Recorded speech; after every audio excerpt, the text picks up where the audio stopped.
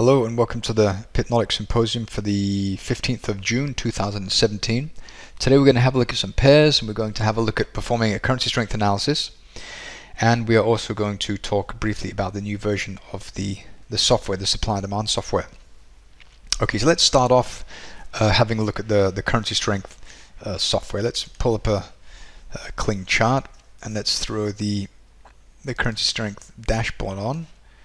This version looks a little bit different than the one you're using because this is the version I'll be introducing pretty soon. Give it a minute to load. There we are. You can see that. Here you can see the currency strength on all of the time frames. So now you're not. There's no mode setting because now you can see everything. See, the mode setting is not there. Let me move in here so you can see it. It's not there. So now you're seeing everything, and you can see here we have the 1 minute all the way up to the monthly chart here. Okay, I received a couple of emails regarding currency strength, and of course, we look at the currency strength information when we pick currencies to buy and currencies to sell, but by the time a price comes back to a plausible entry, the currency strength information has likely changed. And this is very true for obvious reasons. Number one is that in order to facilitate a pullback, the currency strength dashboard is going to show that, for example, the pound picks up in strength in relation to, let's say, the New Zealand dollar. Let's just put that on there so we have a nice concrete pair to look at here. You can see this pair is moving down, so the pound is weak, the Kiwi is strong.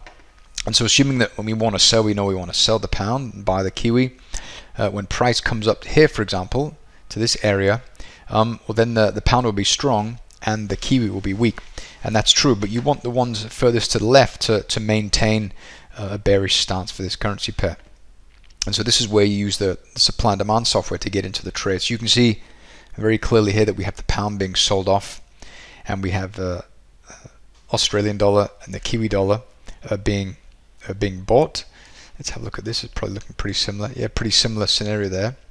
And so ideally we want to position ourselves short, but of course, in order for price to come back up here, the currency strength is going to turn around on the shorter term. So on the 4-hour chart, up to the 4-hour chart, we're going to see these two change on this up to this time frame here. Initially on the shorter time frames as price turns around, and then continue up to the current time frame, which is the 4-hour chart. But what you can do is you can go to the smaller time frames, half an hour, for example, and you can look for example, hourly supply, and you can sell there. And we're probably going to get some reactions there, keeping in mind that a retracement to this supply would have brought price back to parity, but we still have this price imbalance which still needs to be resolved eventually. But I think for the near term, we could certainly see a reaction up here as price drifts lower. So that's what you want to do in relation to the currency strength. You keep a focus on what's going on here. Maybe keep an eye on the currencies furthest to the left, and then that should I think keep you on track. And again, they don't have to be the strongest paired with the weakest. You just want to see red ones paired with green ones, and I think you'll do just fine. And also you can have a look at the pair. If the pair is moving down like we're doing here, well then you want to be selling. And the currency strength information is just showing you that information. While this does objectify it a little bit or give you facts to the fact that price is moving down, having a look at price is also a pretty good solid indication as to what price is doing. So just keep that in mind. And then you can, of course, you can put the histogram on. Then you can wait for price. Let me throw the histogram on. Then you can let price show you, for example, divergence at an area or supply that you want to sell at. So you go to, for example, the hourly time frame, wait for price to come up here, and then you wait for divergence to set up, or for the histogram to start selling off as price reaches an area of supply. And this is again a good indication that price is going to likely start to drift lower. So the histogram is used as a nice way of confirming that price is going to slow down at a given area of supply or demand. Okay, enough about that. I hope that helped clear up the questions that I received here. Okay, so Just a quick run through of the software. We've had a few updates. Move this down here. Let's have a quick look at those. And this is going to be, I'm going to publish this, I think, after the symposium today. But we have a few different settings. The extended range candles are called price imbalances because this is what they are. I don't even know why I started using extended range candles, I suppose because they're extended in their range. But they are price imbalances, and this is what we want to call them. So I'll be changing this value to the one you can see. And then we have, I think that's pretty much it. One thing that I have been focusing a lot on is the performance of the indicator. So I was getting a lot of requests saying that the indicator is pretty slow, can you please fix it? And so I've been spending a lot of time on refining and optimizing, and I've managed to increase performance by a lot, which is really good, very pleasing. And so I think I showed this last week as well, but we turn this Pipnotic medium term profile on. We have, I think, 36 charts running, all with the indicator. So I mean the indicator should be sweating, but if we have a look at the task manager, where is it? You can see that we are not doing a whole lot. You can see that we're running about just under 250 megabytes of RAM, which is not a lot considering what's going on. And we're running at about 5%, between 5 and 10, actually between a couple and 10% CPU, which is also pretty good. Rarely does it get up to 10, but it normally stays down at a couple of percent once things have kind of stabilized a little bit, which is really handy. And so you can see that the indicator is having a pretty easy time at running here. And so you can click through the charts, and there's no delay at all, as you can see here. So this should help alleviate some of the issues that some of you have been experiencing, and I'll make this update available here very quickly, or immediately after we're finished here today. So let's have a look. We'll go back to this this profile here. Okay, let's have a look at a couple of pairs. If we have a look at the Aussie, we have a few new members, and so I'm going to do the top down. You can see here on the Aussie dollar, we go to the monthly chart. You can see that price is, we're respecting these lows here. We have upward sloping trend lines. Once price manages to move above this high here, then we have excuse me, our upward sloping trend line from here to here. Things are wriggling up nice and calmly, which is great. We're reacting on this area of not quite demand yet, but we had a nice release. This is micro demand. It's not very clear demand here on the weekly, sorry, on the monthly, but you can see the prices respecting the trend line, respecting this area of micro demand, and it's reacting off it. You can see this area of supply has been tested a lot, and so we're expecting price to move through this, depending on what's going on fundamentally, of course.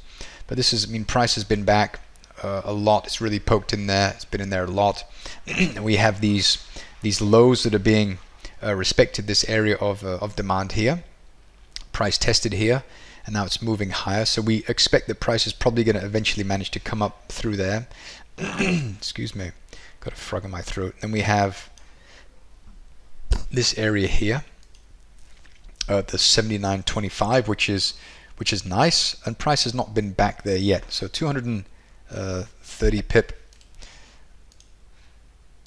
Let's I think we're risking. Let's put 1% there. So we have about a 230 pip stop for that position if we were to trade the weekly area. But before we do any of that, let's have a quick look at what is going on, perhaps using some trend lines. So if we sharpen these up a little bit, like this, and you can see that we can't really draw any trend lines. There's nothing very clear in here, but we do have clear swings from here to here. This qualified this area of demand as demand. Price came down to it, and it also lined up nicely with the trend line. So if we have a look at where price managed to react, we took pretty much the highs of this candle here. I would like it if price would have completely rebalanced this, but it didn't, and that would potentially bring price back down to here. And I like this area better because it's just it's closer to the source of this departure up to this monthly supply here.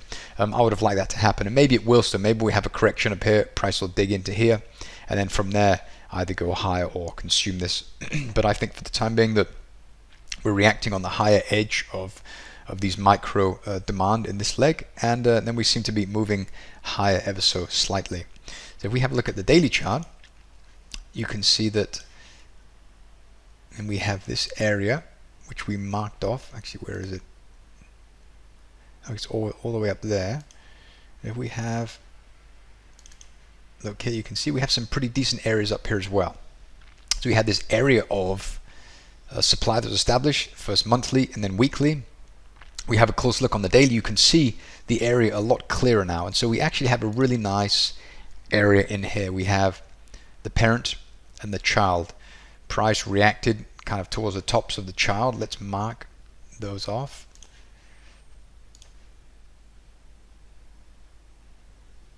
And price has already been back to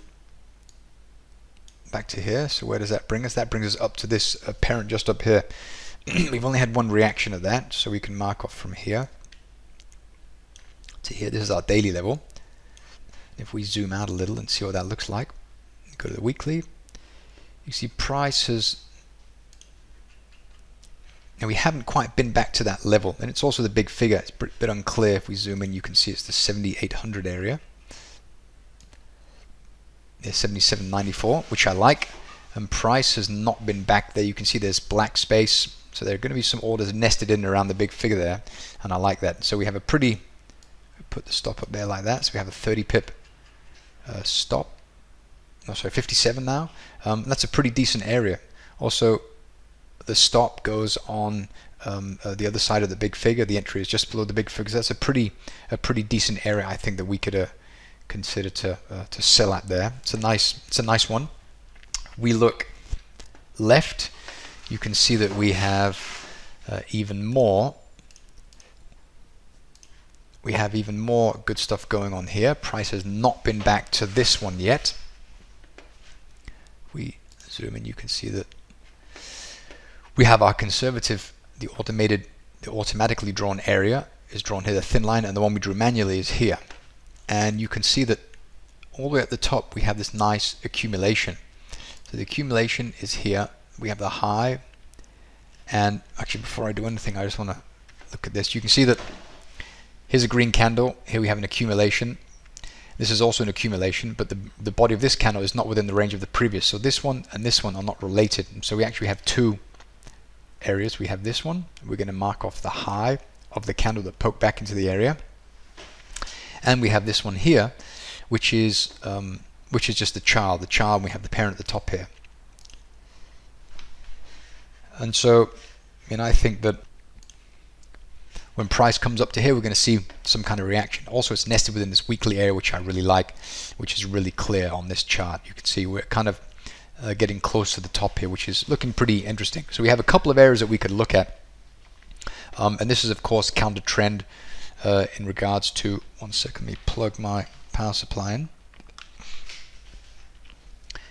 There we are. It's counter trend in relation to the monthly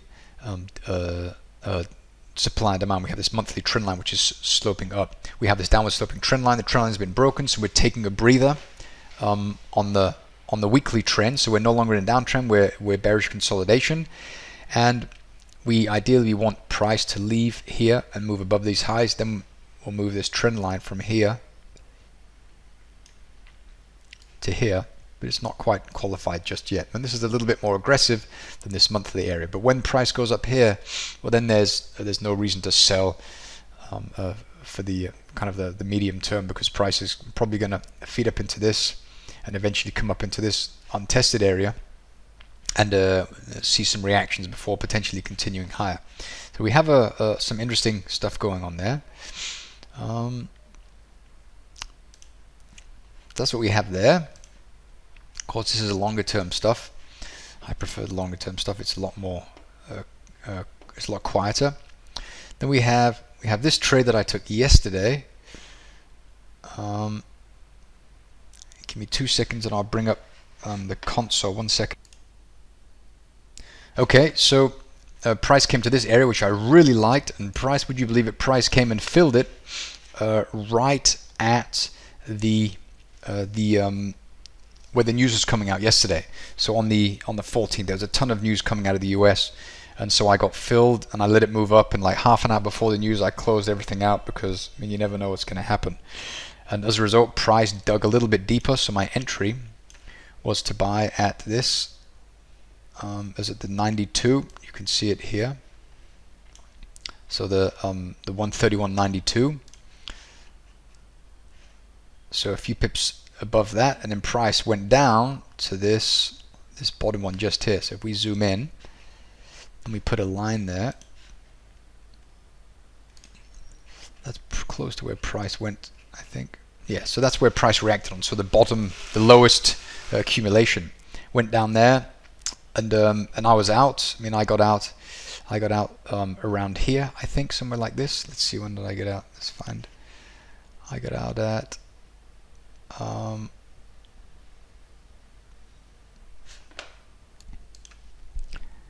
okay, back. I got out the 132.17. So I got about 20 pips out of that, and the price went down. The news out of the US was negative, so I was expecting it to continue low, but it didn't. It went down a little bit more, and the demand, the buying at this level was pretty hefty, and this managed to support price, and now we're seeing price drift higher. And so my target was just around here, I think, around here where this is. What's this? The 133.80. Let's have a look what I put here. I had actually, let me have a look. My target was 134.13. Yes, you can see it. The 134.13 was that. This was around here, so just below these wicks here. But now I'll just stand on the sidelines and watch and pretend that I was still in the trade. But you never know. Had I stayed in the trade, I would have got stopped out. That seems to be the way it works. But anyway, so that's nice. Just confirmation that this trade works. So I can log that, and that's just fine. If we have a look, as a matter of fact, let's do a top down on this pair before we do anything else. Template. Let's have a look and see what's going on here. So on the weekly chart, you can see that we've had some tremendous selling going on, and you can see very nicely here that I mean, if we zoom out a little, you can see that we're reacting on these up here. We sold up here in the coach's corner. We had some orders on to sell there, and we got out kind of towards these tops here, kind of a more shorter term, but price managed to continue lower for a much longer period of time. And you can see that the bottom in this area of demand, let's take from here to here, the whole area, I mean, this is now gone. And so you ask yourself, what area managed to consume that? And you can see it's this one here. We'll take this accumulation candle from here, and we'll go to the lows, which is just this. So this is the one that we expect price to react at on an approach. So I'm hoping that price will hold away like this. So this week will close away. That would be great. And then price drift up to here and then continue lower. So that's what we have to look at. And you can see that price may likely come back to here. If we go to the daily chart and have a look, because this is where price released. But you can see there's an awful lot of trading down here at these levels, and so price might just react to the 134.30 area before it continues lower. But if we look here, you can see on the daily chart we have a different story being told. We have this one here, we have the green candle, and we have this accumulation candle, which is not a part of this accumulation. And so, I mean, price could easily drift up to the 134.85 and react there before it continues lower. If you go to the 4-hour chart, you can see that here we have the child and here we have the parent. So we'd actually be trading the parent in anticipation that price is going to move down. But you can see that we had a lot of respect for this level, testing, price sold off, accumulated, and then cut through, taking out these lows. And so I mean, I could have my stop above this, but experience has shown that price often comes up to the parent, so I'm just protected in the situation that price does come up through the child and into the parent and reacts there. So I put my stop over the top. So we'll have to wait and see. I think that's a pretty interesting trade there. We'll leave that in there and see what happens. Good. Let's have a look at the euro Japanese yen. Still got orders in there to sell, not filled yet, just here. We have a look. You can see we have a lot of pretty interesting areas. We have this one up here as well, which I really like. They're just here. Pretty small stop considering the size of the time frame. I would have liked it if price would have come up here to the 126.50-ish area. That would have been a really nice area because we had a really nice push lower, a test to the area, and then a nice sharp move lower, taking out absolutely everything. And then above that we have this one, which is great, like this, and I think that's also a tremendous area, like the one around the 131.100 area, but that's very far away from price. But currently you can see price is reacting on some child supply just up here, and it's drifting lower. If we have a look, you can see that, I mean, price is out of parity. We returned to parity here, and then we sold off, and price is currently out of parity. It's imbalanced, so we can expect price to return up to here somewhere before it continues lower. You can see I've marked off this area as the area that I think it may return to. What I don't like about this is that we have this price imbalance that is still in need of rebalancing. You see this one, it went down, it went up to the accumulation, it went down, accumulated, down, up, all the way to the child. This one has already been rebalanced, and it came down, accumulated down, so we're probably going to come up, react to this, come down, and then continue up to this before we get the big reaction to the downside, before it figures out what it's going to do. But we could put this on for just like a quick trade like that, and we'll have to see what happens there. And you can see that, I mean, this is the low here, so this kind of marks the edge of the area, but if you wanted to be a little bit more careful, you could certainly look at these two here, and you could, I mean, put the entry there. I mean, this one kind of points to the edge of the area, about the 124.50 area, and price may likely pop in there before it moves away. As a matter of fact, I'm just going to, just so we can look at these in the future, because I always lose my profiles and trades. Symposium. So now we have this. So now we can save these charts and come back and look at them each symposium as we revisit price. We have that. I'm just going to remove this. Oops. Come on. Okay. And another thing I've been experimenting with is that price often reacts at the edge of greater period candles. It's like the opens and the closes of, so I've got a bunch of wires under the table, of greater periods. So we could be on the 4-hour chart, but price will perhaps react at, for example, a weekly close or a weekly open. So I made a little tool to help me test this. And the cool thing about this tool is that, I mean, for one, it's just helping me perform my analysis and confirm this theory, which I'm still yet to do. But you can see that, I mean, here we have, this is a monthly candle here, and this is a monthly candle here.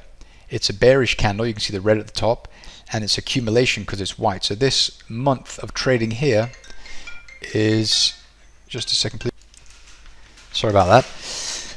Okay, so what we can see here is that we have the purples, they're color coded the same way. So this I use to help me confirm if this theory is correct or not. And you can see how price left, and then price accumulated for 1, 2, 3 weeks, and then price left.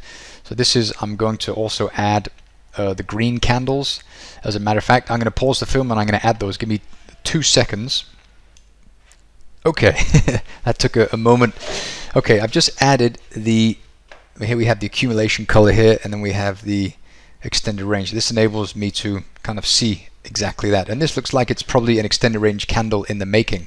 So you can see that we had, price rallied, we sold off, sorry, we rallied, we accumulated for a month, and then we have so now we're currently in the new month, the second week, and we're sold off pretty nicely, and price left this area of accumulation. So price left this accumulation up here. There's 2 weeks of accumulation. It sold off, accumulated for 1, 2, 3 periods, then it cut below. So you can see very clearly that we have a continuation pattern on the weekly chart here, where we have 3 periods of accumulation, and this overlaps pretty nicely with this area of 4-hour supply. That this also a continuation pattern here. So this is pretty cool. And you can see that price kind of reacted, when it left this week here, it left, and now it's coming down, and it could potentially come up and test the bottom of this monthly accumulation, which would bring price back to here, or roughly the high of the current month, which is at the 13500 area. So that's a pretty cool thing. But anyway, this is just something that I've been working on for a while, and I'm using it to confirm these theories, because you need to be able to confirm these theories before you make any claims. And so that's what this tool is helping me do. So it's a pretty cool tool, I think for that. You can see that this area just lines up nicely with this weekly continuation pattern. This is probably going to be a price imbalance bar, just like this one, and that would make for a really nice trade. And if we go to the weekly chart, if we remove that, we go to the weekly, you'll see it. We have those 3 weeks that we talked about. We have the 2 at the top. So if we go back here and we reapply that template, you have the 2 at the top, 1, 2. These 2 at the top, price left, accumulated for 3. So we have 2 imbalance, 3 imbalance. So if we just do this one more time, so we have 2 imbalance, 3 imbalance. So we're seeing the exact same picture. So we're on the 4-hour chart, and we're seeing this information. And this is great. And this is also smashing up here as well. So I like that very, very much. Let me enable. I've been doing a lot of developing on the supply and demand. So I've changed colors and stuff just so I can focus on some stuff. And I've improved the price imbalance algorithm as well, which I think you'll like. Okay, so this is what I was looking at here. You could see that we have these 3 weeks of accumulation and price sold. Just a really nice pattern there. I like that. So I think that we might get some kind of reaction there. And if we have a look down here, you can see that we have 1, 2, 3 weeks of accumulation before price left. And when price left here, we reached these highs here. We accumulated for 1, 2, 3, 4, 5, 6 periods. Then we went higher and above it. And this is the origin of this move. We had price at this parity, it rebalanced, it accumulated, we cut through, we consumed liquidity here, and now we're returning to here. So we're expecting price to maybe bounce down here when it comes higher, which would be great. And also we have just a really nice strong move higher. So I have an order to buy here and one to sell here. And if price moves through this, and I'll have another go at selling just up here. We also have a trend line break on this time frame, as you can see. So from here to here, a really clear one. And the area that, oops, that's not enabled, we'll just do it manually. So the area that caused the break of the trend line is this one here.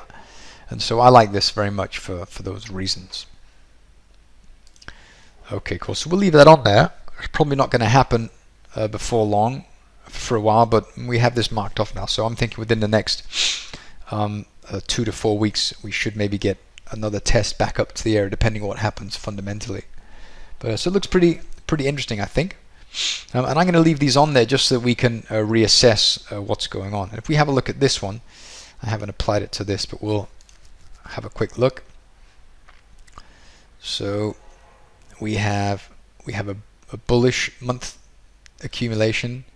We have another bullish month, and then price is selling off. So ideally, we want to see price leaving here and moving below the open of this month. That would be nice. But if you look at the month, you can see there's no real releases up here, so there's no real imbalance in supply and demand here. What we do have is we had a small, we had like a rally accumulation for 1, 2, 3 periods, and then price left. And you can see that the lows here is roughly around here. And if I just point it out very clearly, it's actually at the bottom of this chart. So these 2 weeks of trading, this is simply the bottom of this accumulation. And I'm just going for the more conservative entry, which is to take the child with, the parent, which is a little bit deeper. So again, focusing on these greater periods also gives us a lot of confirmation that things will potentially turn around there. Good. Okay, I'm going to keep this one short for today. But if you have any questions about this the symposium or the software, please let me know. And a quick update: I am changing the subscription software on the Pipnotic website. So far, I don't think that it's going to affect any of you, but there will be a period of time where maybe you can't log on, or the website's not functioning properly, or things are looking a bit strange. But just bear with me, and it shouldn't take more than a day or so to get everything back on track again. But if things drag out, then I'll be sure to let you all know that that we're having some technical issues. But I expect things to work out just fine. Good. Well, I'll leave it at that. I wish you all a super week and a good weekend when you get there, and we'll catch you all next week. Thanks very much for watching.